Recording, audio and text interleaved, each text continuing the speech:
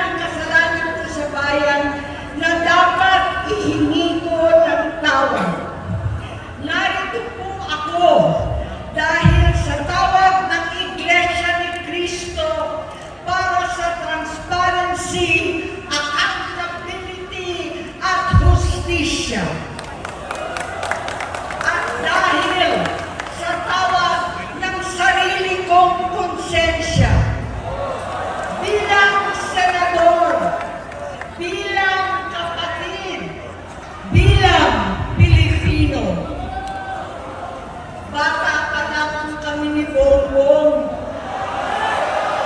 Alam na ng buong pamilya ang problema sa kanya.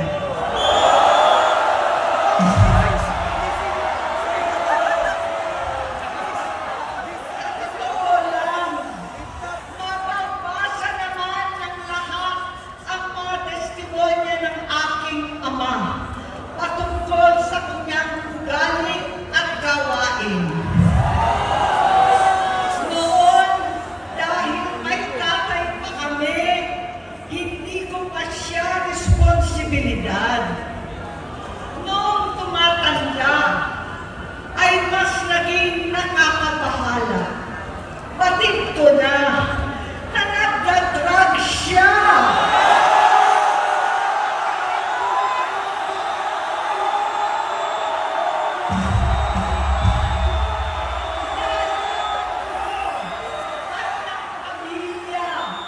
Nalaman ng pamilya, seryoso ito. Minsan, kami ng Presidential Guard at Metro Golf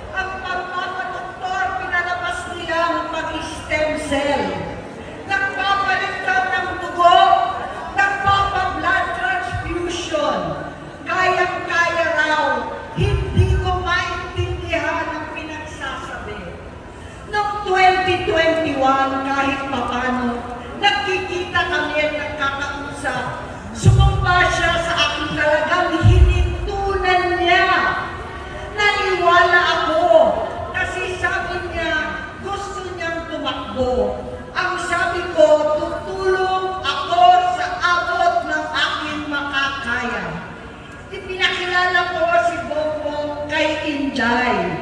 Naging magkatandem sila. Pagkatapos noon ay biglang hindi na niya ako ulit kilala. Kahit si Inday, nagtataka, bigla ko na itsapwera. Kahit ganon, nangampanya pa ako para sa kanya, kahit si Inday na lang ang aking nakakausap. Hindi ko alam bakit ako nakabang sa headquarters nila sa Mandaluyong. Hindi ko alam bakit walang nagre-report sa akin tungkol sa kampanya. Sa totoo lang, masakit mang aminin, nung dinidisqualify na siya, halos papaboran ko na sana dahil may nagsumbong sa akin mula sa kanyang campaign team na gumagamit na naman siya. Nung sinabihan ko, siya at mga taong nasa paligid niya, nagkaisa silang tuluyan akong alisin sa kampanya na ako naman ang bumuo. Sinabi nilang gusto ko na siya ay mag-disqualify para ako ang pumalit. Hindi totoo yun! Iniisip ko ang kalagayan ng aking kapatid at paano siya magsisilbi kung ganyan ang kalagayan niya. Pero pinaparating sa akin na hindi siya lulong at minsan na lamang tuwing nagpa-party. Hindi ko maipaliwanag bakit gusto kong maniwala at hindi mawalan ng pag-asa. Noong nanalo siya, naging pinakamalayo na kami sa isa't isa. Maliban sa opisyal na takbuhan at kapag pumupunta yung nanay namin, hindi ako sumama sa loob ng 3 taon dyan sa Malacanang. Dahil lantaran na doon ang inuman, ang paggamit nila ng cocaine at mga bawal na gamot. Hindi ba nila nakikita, naririnig, kakaiba na siya magsalita, hindi na maintindihan kung ano-ano na sinasabi at wala na sa sarili.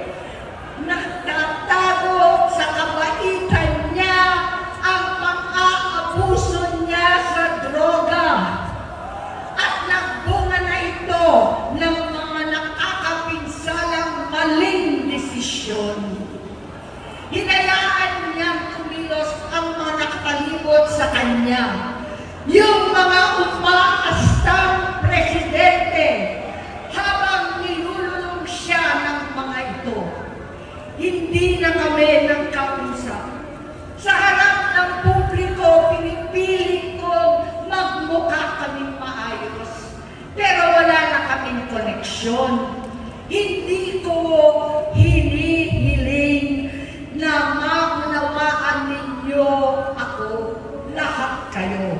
Sa palagay ko, ang makakaunawa lamang sa akin ay ang mga pamilya may pinagdaanan sa adiksyon, sa inom, sa sugal, sa alak, sa bisyo, higit sa lahat, sa droga.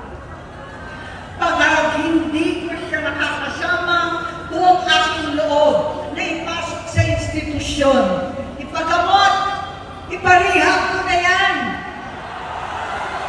Pero tuwing maghaharap kami noon, hindi kaya ng aking kalooban na gawin yon. Tuwing magsasabi siya sa akin na magbabago na siya, hindi ko siya kayang tiisin. Hindi ko kayang ipagkait sa kanyang pagkakataon at pagbabakasakali, umaasa ako at laging nananalangin na sana, oo nga, nagbago na siya. Hanggang dumating ang 2024 at 2025, yung bisyo niya na ang dahilan ng pagbahak ng korupsyon, kawalang direksyon, at maling-maling mga desisyon. Walang accountability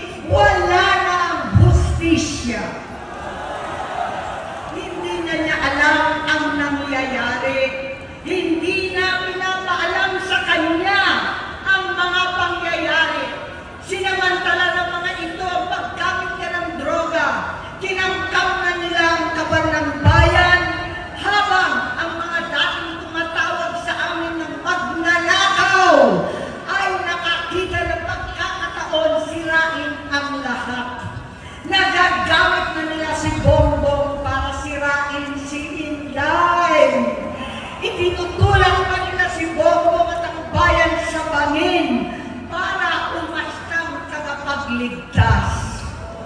Mula sa pagtraidor at pagpapahamak kay VP Inday, sa confidential funds na kung tutuusin ang galing naman sa opisina ng Pangulo, hanggang sa pagpadukot sa dating Pangulong Duterte para itago na lamang sa ibang bansa.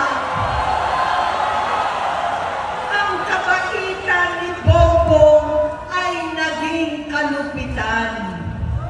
Karapalan ng pagtatakip sa kanya ng mga nasa Congress, sa Senado, mga miyembro ng kabinete.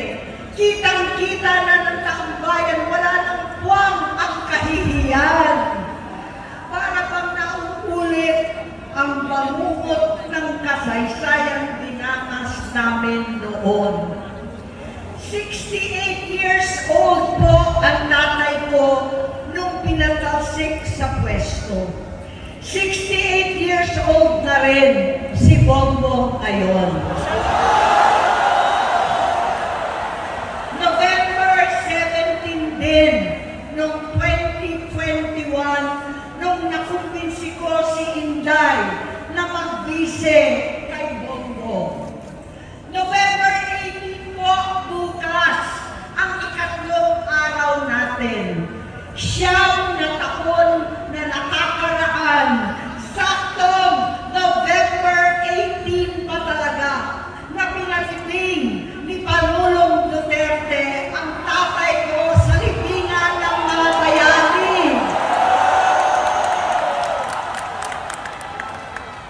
Halo-halo na ang aking nararamdaman, pero alam ko ito ang dulo at hangganan ng aking pagtitiis at pananahimik.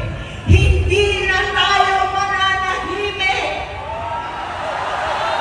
Dahil nalaman ko pati ang mga anak niya ay nagdodroga na. Pinasusuklaman ko pa ang pag-alok ng mag-inang si Sandro ng droga ang aking mga anak at iba pang mga kamag-anak. Yan ang hindi ko na mapapalampas. Sa loob ng halos 4 na dekada, wala akong ibang pinangarap kundi maipakita sa sambayanan na hindi kami masamang tao. Hindi masama ang pamilya Marcos. Gusto kong ibangon ang dangal ng aking ama. Sa pamamagitan ng nagpagtatrabaho para sa bayan, sinikap kong maging mabuting gobernador, kinakawan, senador. Hindi ako halos nagpapahinga para makapag-iwan sana ng legasiya na kapag sinabing Marcos, nabawi na namin ang tingin sa nakaraan. Ngunit sa kagustuhan kong maging responsableng anak, matupad ang pangako ko sa aking ama, nabigo akong maging mabuting kapatid. Naging mahina ako kay Bongbong. Sa kapulisan at sundalo, sa lahat ng mga leader at tagapagpatupad ng batas, siya ang Pangulo natin ngayon. Sinabi ko kung anong kalagayan niya ngayon. Tulungan niyo akong mapabuti ang kanyang kalagayan. Tulungan niyo akong matulungan siya. Hindi niya ako kalaban. Ang kalaban niya ay ang sarili niya. At nadadamay ang bansa sa laban na yan. Bilang senador at lingkod bayan, batid ko ang mga problema at gaya ng bayan, alam ko rin ano ang solusyon. Sa pagkakawatak-watak, patuloy na pamumulitika, pagnanasa sa kapangyarihan ng mga talunan naman, kabuluhan sa Mindanao, alanganing giyera sa China at Estados Unidos, kawalang pananagutan sa flood control scam,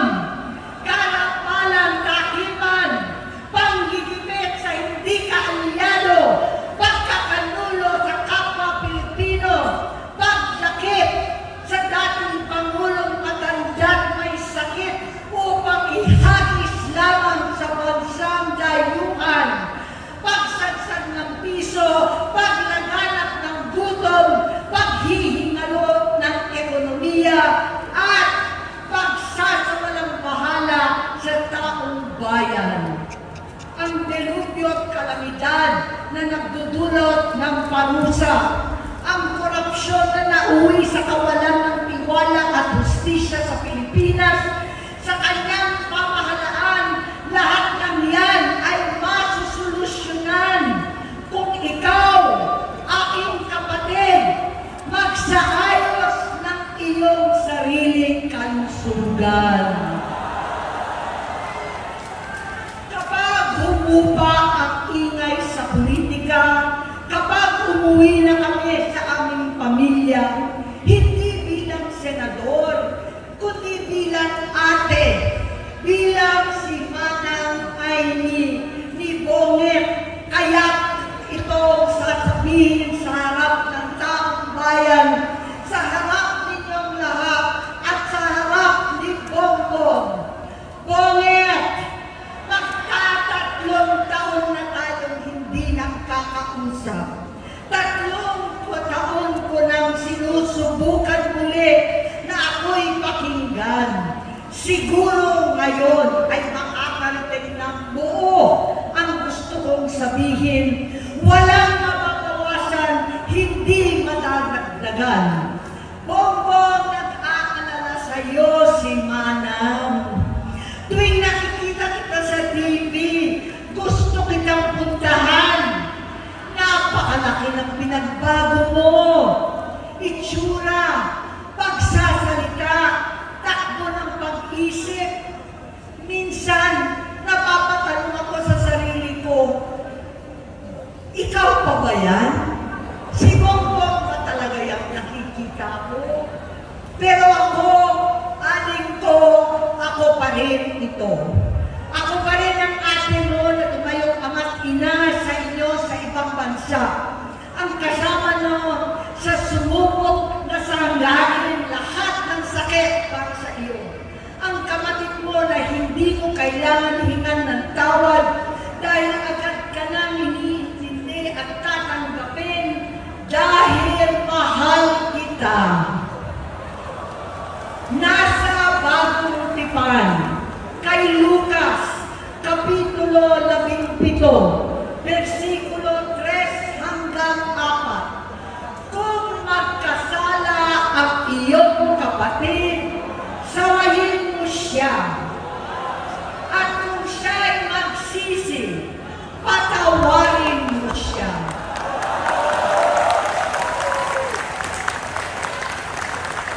Tama na, aling ko. Tapusin mo na ang paghihirap mo at ng bayan. Gaya nung umalis tayo sa palasyo, kaya mo pa rin hawakan ang iyong kamay, huwag kang matakot. Malaki na ang dulot sa iyo ng droga. Sinisisi ko ang sarili ko dahil hindi ako nakinig sa mga sumbong. Hindi ako nakialam. Hindi ako maniwala. Pero hindi pa huli ang lahat. Tama na, aling ko. Magpahinga na tayo. Umuwi na tayo. Magpagamot, magpagaling at nangangako ako. Hindi ako malilinang, hindi ako magkukulang. Lahat ng kasama mo ngayon, hindi natin kasama sa pinakamadilim na bahagi ng buhay natin. Kasama mo si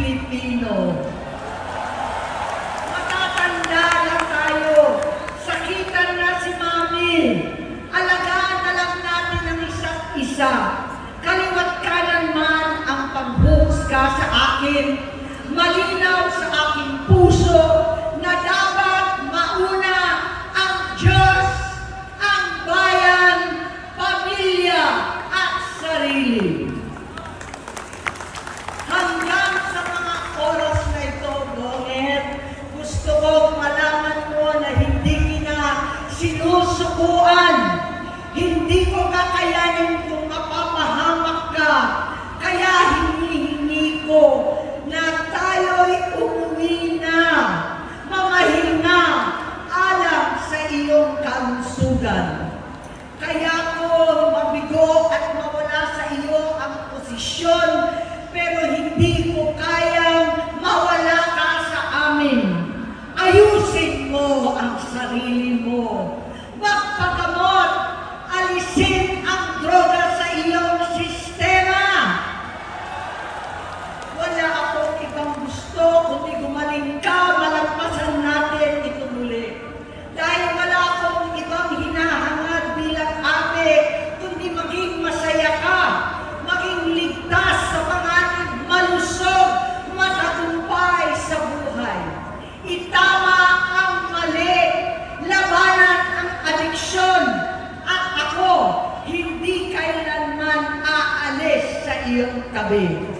Susuporta at hindi titigil, manalangin kasama ninyo dito sa Luneta at sa buong mundo. Dahil iyon naman ang tungkulin at ibig sabihin ng salitang kapatid, kapatid, mabuhay kayong kapatid. Maraming salamat po, Senator